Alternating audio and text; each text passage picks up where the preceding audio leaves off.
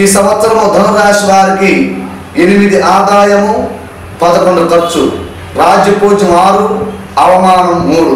ఈ రాశి వారి ప్రారంభములుగా ఇటు బాగుండను, గౌరవ మర్యాద లోటు ఉండదు, స్థిరాస్తి అభివృద్ధి చేయట, తీర్థయాత్ర చేయట జరుగును.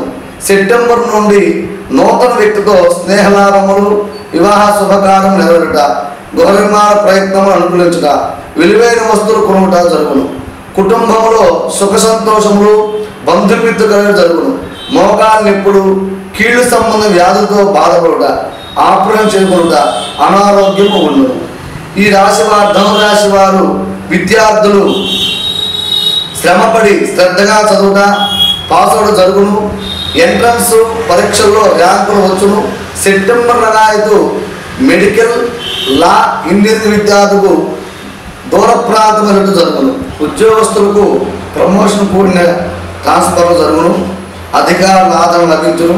ప్రైవేట్ సంస్థల వారికి పనిచేయ వారికి పర్మనెంట్ అగదులు, పని ఒత్తిడి ఎక్కువ, బాధ్యతలు పెరుగును.